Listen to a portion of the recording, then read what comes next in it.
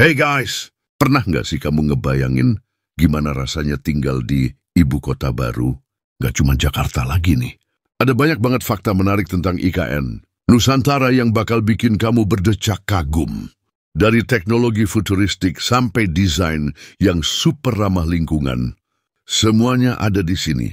Yuk, kita bahas 10 fakta unik IKN Nusantara yang mungkin belum kamu tahu.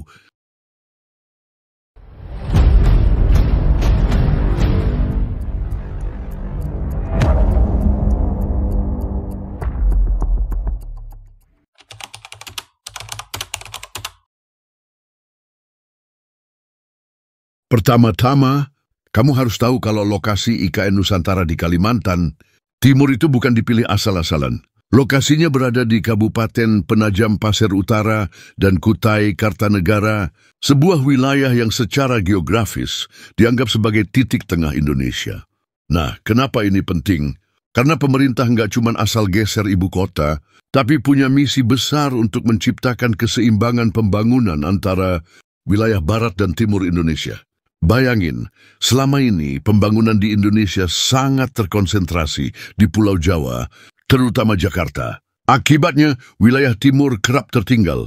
Dengan memindahkan ibu kota ke Kalimantan Timur, pemerintah berharap bisa mendorong percepatan pembangunan di wilayah timur.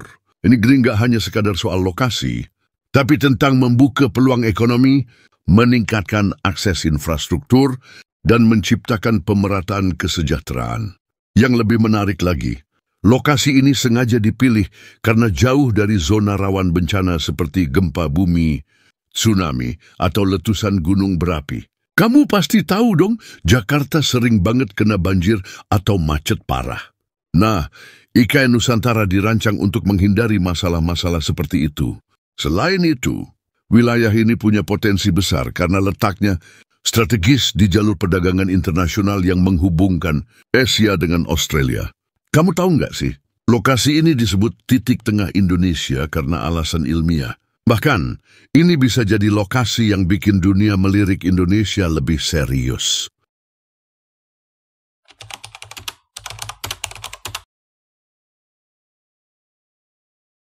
IKN Nusantara dirancang dengan konsep kota pintar berbasis teknologi hijau. Jadi bayangkan sebuah kota yang tidak hanya terlihat modern, tetapi juga sangat peduli terhadap lingkungan. Salah satu fitur paling mencolok adalah penggunaan energi terbarukan. Tenaga surya dan angin akan jadi sumber utama energi untuk kota ini. Bahkan, pengelolaan limbah pun dirancang sedemikian rupa agar ramah lingkungan dan mendukung the principle zero waste. Sistem transportasi di IKN juga nggak kalah keren. Semua kendaraan, mulai dari bus tanpa sopir, kereta cepat, hingga kendaraan pribadi, akan berbasis listrik. Jadi kota ini nggak cuma mengurangi polusi udara, tapi juga memberikan pengalaman transportasi yang futuristik. Bayangin kamu naik bus yang nggak perlu sopir, tapi tetap aman dan nyaman. Yang bikin makin menarik, teknologi canggih ini bakal dikombinasikan dengan ruang hijau yang luas. Artinya kota ini nggak hanya jadi tempat tinggal, tapi juga tempat untuk hidup lebih sehat. Kota ini bakal dilengkapi dengan teknologi pengelolaan udara bersih, sehingga warganya bisa bernapas dengan lebih segar setiap hari. Tapi, kamu tahu nggak? Ada satu teknologi unik yang bikin kota ini beda banget dari kota-kota besar lainnya. Ini bakal jadi langkah besar Indonesia ke masa depan.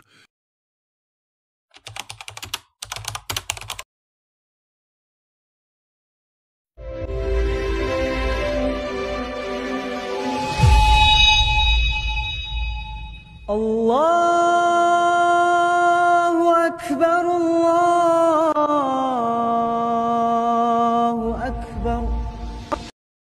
IKN Nusantara nggak dirancang cuma untuk jadi pusat pemerintahan loh. Kota ini dibangun dengan visi untuk menjadi kota yang benar-benar hidup. Artinya kota ini harus nyaman ditinggali, mendukung aktivitas sehari-hari, dan menyediakan segala kebutuhan warganya. Mulai dari fasilitas pendidikan yang bertaraf internasional, layanan kesehatan modern, hingga area hiburan seperti taman kota dan pusat budaya, semuanya sudah masuk dalam rencana besar IKN. Kota ini juga dirancang untuk memudahkan warga dalam mengakses fasilitas-fasilitas tersebut. Jadi, nggak ada lagi cerita tentang warga yang harus menempuh perjalanan jauh untuk mendapatkan layanan dasar. Salah satu hal yang bikin IKN beda dari kota lain adalah ruang hijaunya. Sebanyak 70% dari total area kota akan digunakan untuk ruang hijau.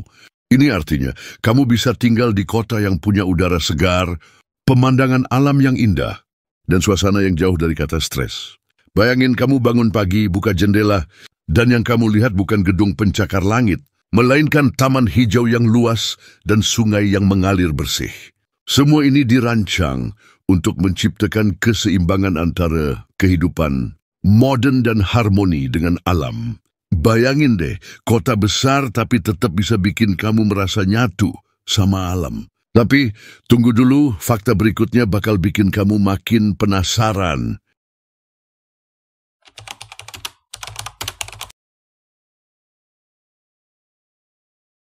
Kamu tahu nggak kenapa namanya Nusantara? Nama ini bukan asal pilih loh. Kata Nusantara punya sejarah panjang dan makna yang sangat mendalam. Istilah ini pertama kali digunakan oleh Mahapatih Gajah Mada dari kerajaan Majapahit pada abad ke-14. Saat itu, Gajah Mada mengikrarkan Sumpah Palapa, sebuah janji untuk menyatukan seluruh wilayah kepulauan yang tersebar di Nusantara dalam satu kekuasaan Majapahit. Nama Nusantara sendiri berasal dari dua kata dalam bahasa Sanskerta, yaitu Nusa yang berarti pulau dan Antara yang berarti di antara. Jadi Nusantara secara harfiah menggambarkan Indonesia sebagai kumpulan ribuan pulau yang tersebar di antara dua samudra dan dua benua. Kenapa nama ini dipilih untuk ibu kota baru? Karena Nusantara bukan hanya sekadar nama. Ini adalah simbol persatuan dan keberagaman bangsa Indonesia.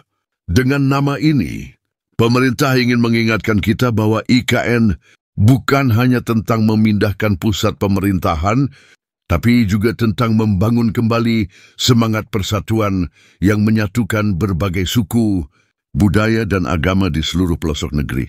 Lebih dari itu, pemilihan nama Nusantara adalah pengingat akan sejarah kejayaan masa lalu Indonesia. Majapahit dikenal sebagai salah satu kerajaan terbesar di Asia Tenggara pada zamannya, dan melalui nama ini, pemerintah ingin membawa semangat kejayaan itu ke masa depan. Tapi, apakah hanya namanya yang penuh filosofi, atau ada makna lain yang tersembunyi dalam setiap sudut kota ini? Jangan lewatkan fakta berikutnya.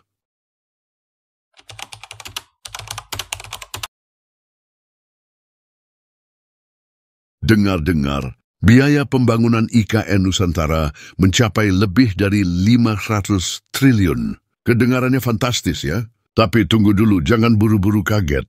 Ternyata sebagian besar dana ini bukan berasal dari anggaran pendapatan dan belanja negara APBN loh.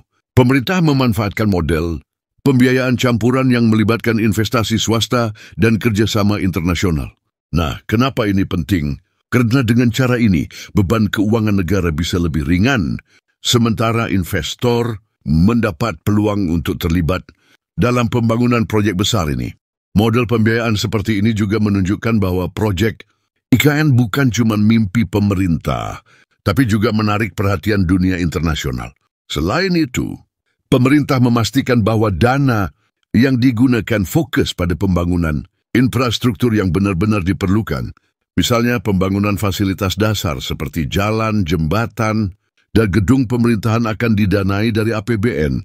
Sementara, proyek komersial seperti perumahan dan pusat bisnis akan didanai oleh sektor swasta. Yang menarik, proyek ini juga menggunakan pendekatan berbasis keberlanjutan. Misalnya bahan bangunan yang dipilih harus ramah lingkungan dan teknologi konstruksi yang digunakan harus efisien. Jadi, meskipun biayanya besar, setiap rupiah yang dikeluarkan benar-benar dimanfaatkan untuk sesuatu yang berdampak jangka panjang. Tapi kira-kira siapa saja ya investor besar yang ikut ambil bagian di proyek ini? Kamu nggak akan menyangka.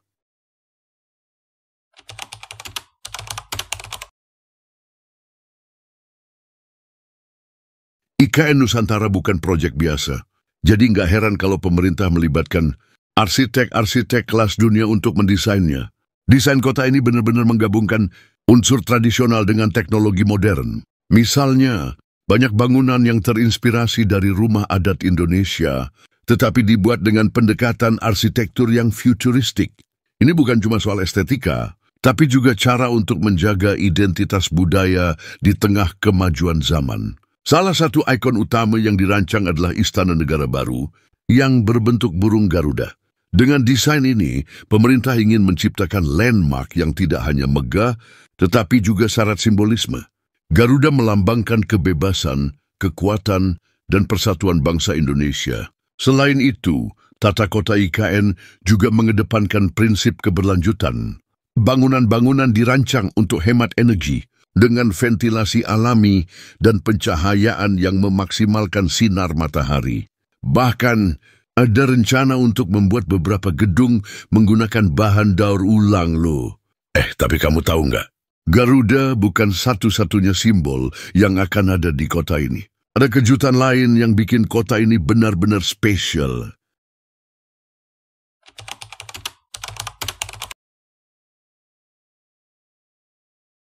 IKN Nusantara bukan cuma soal infrastruktur pemerintahan atau konsep keberlanjutan. Kota ini juga dirancang untuk memiliki landmark ikonik yang enggak cuma bikin bangga Indonesia, tapi juga bisa jadi daya tarik dunia. Salah satu landmark yang sudah menarik perhatian sejak awal adalah Istana Negara Baru. Desainnya sangat unik, berbentuk burung Garuda yang megah, lengkap dengan sayap terbentang. Ini bukan sekadar bangunan, tapi simbol persatuan dan kebanggaan bangsa. Bayangin aja bangunan ini nantinya akan jadi ikon yang dikenal di seluruh dunia, seperti halnya Menara Eiffel di Paris atau Burj Khalifa di Dubai. Selain Istana Negara, ada juga pembangunan jembatan besar yang melintasi sungai utama di kota ini. Dengan teknologi pencahayaan modern, jembatan ini akan terlihat spektakuler, terutama di malam hari. Nggak cuma itu, kota ini juga akan memiliki taman-taman kota dengan instalasi seni modern yang interaktif. Bayangin deh, tempat-tempat ini bakal jadi spot Instagramable yang nggak kalah keren dari lokasi wisata di luar negeri. Dari taman dengan air mancur yang bisa berubah warna, hingga plaza terbuka dengan patung-patung unik yang mencerminkan filosofi Nusantara. Udah kebayang betapa megah dan kerennya kota ini?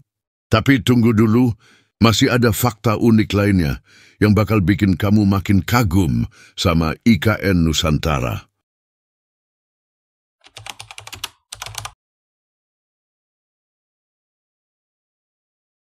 IKN Nusantara punya target yang enggak main-main, mencapai zero emission, alias nol emisi karbon. Ini adalah salah satu langkah berani Indonesia untuk menunjukkan komitmen dalam mengatasi perubahan iklim.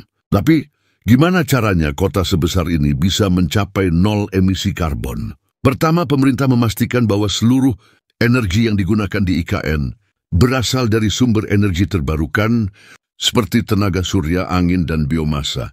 Selain itu, pengelolaan limbah di kota ini dirancang sedemikian rupa agar mendukung prinsip zero waste. Misalnya, limbah organik akan diolah menjadi pupuk kompos, sementara limbah plastik akan didaur ulang untuk berbagai keperluan. Transportasi di kota ini juga bakal bebas emisi. Semua kendaraan umum, termasuk bus dan kereta, akan berbasis listrik. Bahkan, kendaraan pribadi di kota ini diatur untuk menggunakan energi listrik atau hidrogen. Pemerintah juga akan menyediakan jalur khusus sepeda dan pejalan kaki yang nyaman untuk mendorong gaya hidup sehat sekaligus ramah lingkungan. Salah satu hal yang paling keren adalah penggunaan teknologi smart grid. Teknologi ini memungkinkan distribusi energi yang lebih efisien dan meminimalkan pemborosan. Bahkan, setiap bangunan di IKN akan dilengkapi dengan panel surya dan teknologi penghemat energi lainnya. Kira-kira, apa lagi teknologi canggih yang diterapkan untuk mewujudkan komitmen ini? Tunggu sampai kita bahas fakta berikutnya.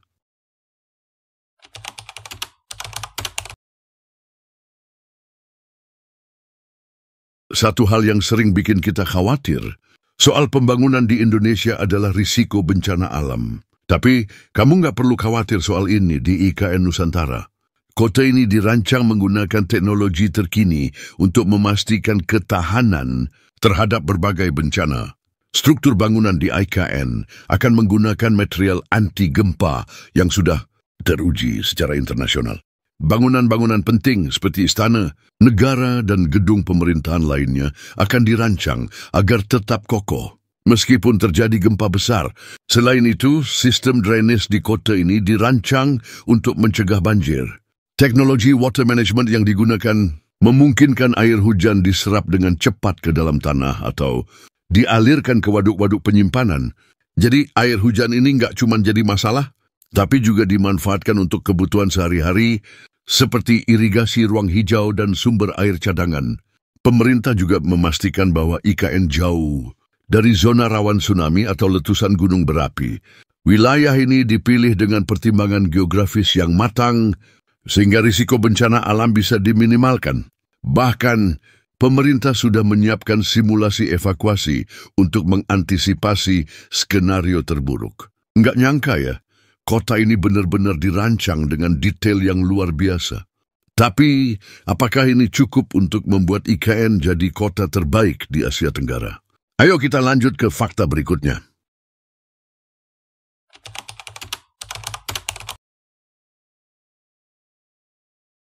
Bayangkan sebuah kota yang menggabungkan desain futuristik, teknologi tercanggih, dan keberlanjutan lingkungan dalam setiap aspeknya. Itulah visi besar IKN Nusantara.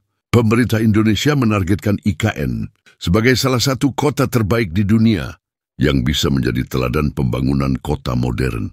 Tapi apa yang membuat kota ini layak disebut seperti itu? Pertama, dari sisi desain, IKN Nusantara mengadopsi konsep Smart City Services, teknologi yang memungkinkan integrasi berbagai sistem secara real-time.